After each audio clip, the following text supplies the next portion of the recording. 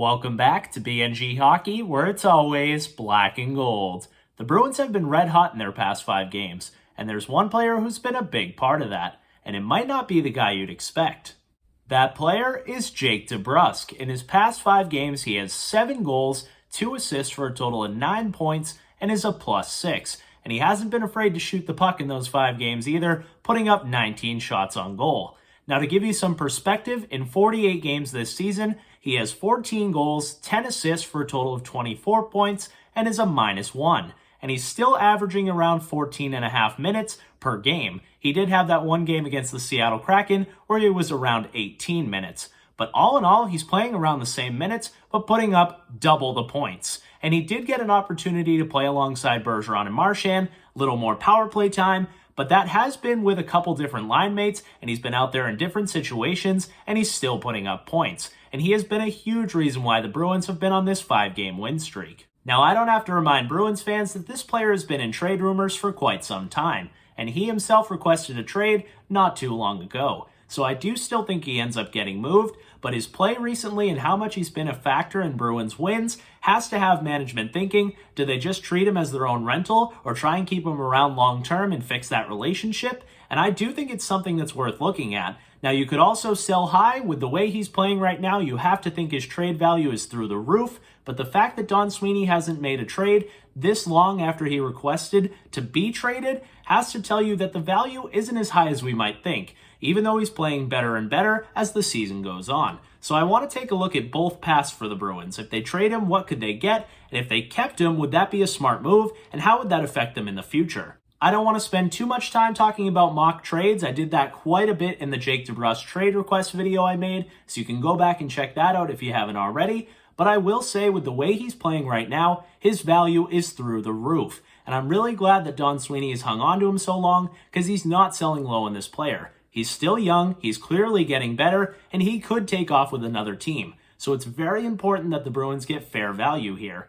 Now, I do think the Bruins will likely use him as either a big chip in a trade for a UFA, or likely a 1-for-1 swap for a player in a similar position, at a similar cap hit, and a similar age. Now, I would really be fine with either of those, depending on who the UFA is. I don't really want a guy who we don't have a chance of signing, because I don't want to give DeBrusk up for a pure rental. But if you're going to let DeBrusk go anyway after next season, maybe I would consider it. So now let's talk about what would happen if the Bruins kept Jake DeBrusk and what that would look like for them at the trade deadline.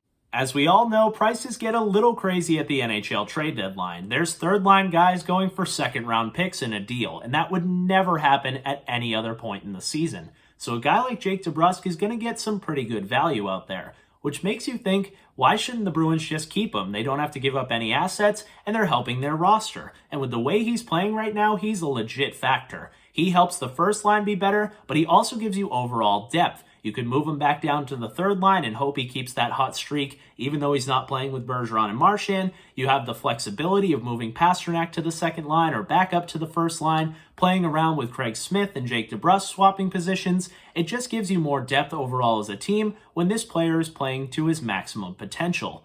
But if you do hang on to him, you do risk not being able to sign him or not wanting to sign him at the end of the season. He is due a qualifying offer of over $4 million. And when this player is playing good, that's not too bad. But when this player is playing bad, and we know how streaky he can be, over $4 million as the starting point is going to be a tough pill to swallow for Don Sweeney. So you do have to think about that. If you're going to keep this player, would you just rent him and let him go for nothing, or trade him for a lower round pick at the end of the season? And I don't know if I love that, but if the Bruins think they have a legit chance and they think that they can keep this player and use some of their prospects and picks to make the trades that they normally would have used DeBrusk in, then I think it's not the worst idea. It gives you overall depth, and you're still bringing some players in, whether that be UFA rentals or guys with term, and adding them on to Jake DeBrusk instead of giving him away in the trade.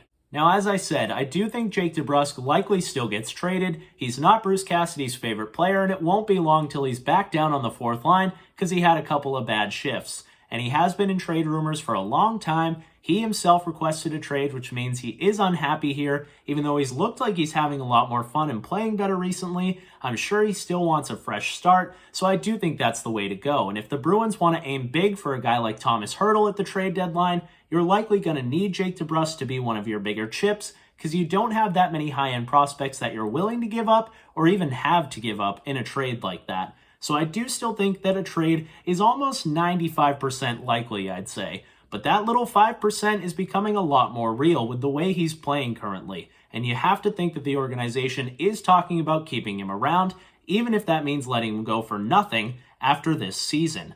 So let me know your thoughts. What would you do? Do you still want to trade DeBrusk? Do you want to keep him? Do you think the Bruins will be able to sign him at that qualifying offer next season? Leave that down below in the comments. If you enjoyed this video, make sure to give it a big like, and if you haven't already, subscribe.